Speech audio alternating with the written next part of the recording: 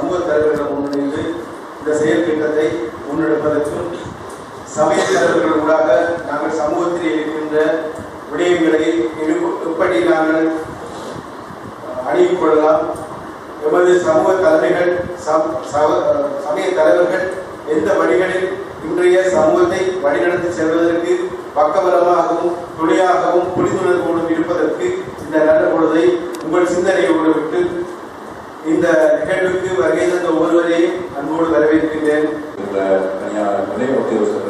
எல்லோருக்கும் வணக்கத்தை தெரிவித்துக் சமூக தேவைகளையும் சமூகத்தினுடைய பிரச்சனைகளையும் பல்வேறு வடிவங்களிலே அணுகி அதற்கு உதவியாகவும் ஒத்தாசையாக இருப்பது இந்த கருத்தாசனுடைய செயல்பாடாக இருக்கிறது.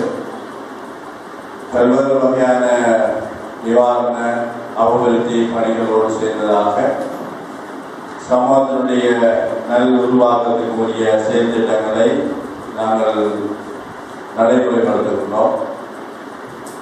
யுத்தத்தின் போதும் யுத்தத்தின் பின்னும் பல்வேறு விதமான நிவாரண அபிவிருத்தி பணிகளை செய்து கொண்டிருந்தோம்.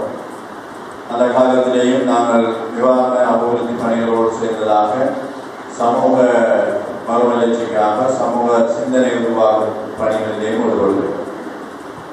ஆகவே அந்த வகையிலே தான் இந்த சர்வ மதங்களிடையே ஒரு சகபானம் நல் இணக்கத்தை உருவாக்கி அதனூடாக சமூகத்திலே விழிப்புணர்வையை வளர்ச்சியை உருவாக்குவது இந்த திட்டத்தினுடைய நோக்கமாக இருக்கிறது. சர்வமத அமைப்புகள் பல இடங்களிலே பல செயல்பாடுகளை செய்து வருகின்றது. யாழ் மாவட்டத்திலே நாங்கள் ஒரு சர்வமத செயல்பாடுகள் இருக்கின்றன. அவைகளோடு சேர்ந்து நாங்களும் சில கிராமங்களை தெரிவு செய்து குறைந்தது 3 சமய சகோதரர்கள் ஒன்றாக வாழ்கின்ற சில கிராமங்களை நாங்கள் தெரிவு செய்து அந்த 3-4 சமயங்கள் ஒன்றாக இருக்கின்ற இடங்களிலே அவர்களுக்கான சில செயல் திட்டங்களை உருவாக்கி சமூக தலைவர்களுக்கிடையே சமூக சமய மக்களிடையிலேயும் ஒரு நல்லுறவை உருவாக்குவது இந்த செயல் திட்டத்தின் நோக்கம். இந்த சமயங்கள் எல்லாம் எங்களுடைய பகுதியிலே, குறிப்பாக வட மாகாணத்திலே யாழ்ப்பாண பகுதியிலே நாங்கள் பெரிதாக முறைப்பாடுகள் இல்லாமல் ஒருவரை புரிந்து கொண்டு சந்தோஷமாக நீண்ட காலமாக வாழ்ந்து வருகிறோம். அது இன்னும் அப்படியான நிலையிலே தான் இருக்கின்றது. இருந்தாலும் இந்த சமயங்கள் இன்றைக்கு சமய தலைவர்கள் சமயத்தினுடைய செயல்பாடுகளுக்கு பொறுப்பாக இருக்கின்றவர்கள் சமூகத்தினுடைய நல்வாழ்வுக்கு என்ன மாதிரியாக பணி செய்ய முடியும் என்பதை பற்றி கலந்து ஆலோசித்து அப்படியான செயல்பாடுகளை செய்வதற்கான ஒரு மூலோபாயமாக தான் இந்த அமைப்பை நாங்கள் உருவாக்குகின்றோம்.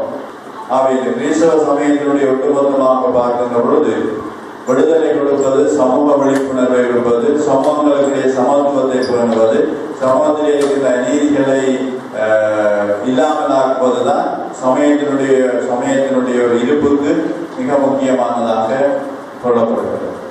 ஆகவே சமயங்கள் இந்த உலகத்திலே இருக்கின்ற பொழுது அருட்தந்தை ஜெரி இந்த நாட்டிலே யாழ்ப்பாணத்திலே இருக்கின்றார். அவர் புத்தகத்திலே குறிப்பிடுகிறார். இவை பெரியாருடைய சிந்தனையை மையப்படுத்தி 4 விதமான நிலைகளிலே சமயங்கள் இந்த உலகத்திலே இருக்கிறது.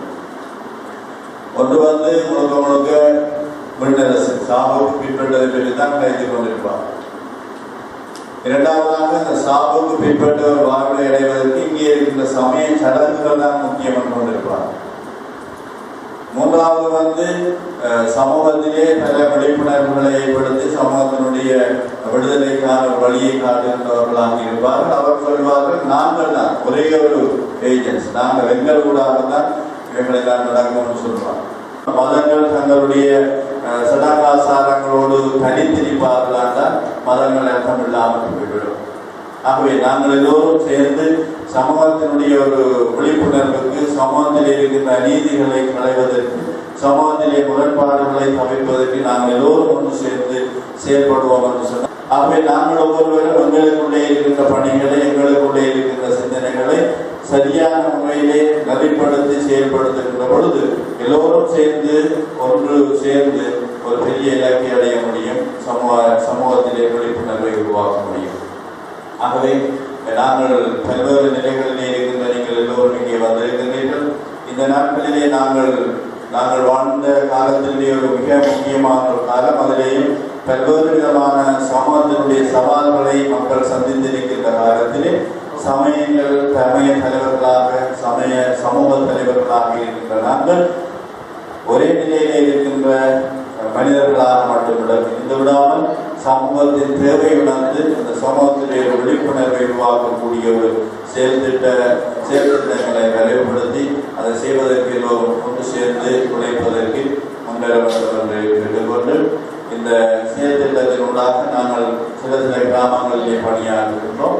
அந்த கிராமங்களோடு சேர்ந்து கிராமங்களில் எங்களால் இயன்ற செயல்பாடுகளை செய்வோம். பொதுவான சில செயல்திட்டங்களை நாங்கள் உருவாக்குவோம். சர்வ மத குழு ஒன்று சமூகத்தினுடைய தேவைகளை கண்டுணர்ந்து செயல்படுகின்ற ஒரு அமைப்பாக இருப்பதற்கு இங்கே இருக்கின்ற பெரியவர்கள் எல்லோரும் உங்களுடைய ஆலோசனைகளையும் உங்களுடைய ஒத்துழைப்பையும் பெற வேண்டும் என்று கேட்டுக்கொண்டு எங்களுடைய அழைப்பை இந்த இடத்திற்கு வந்தவர்கள் எல்லோருக்கும்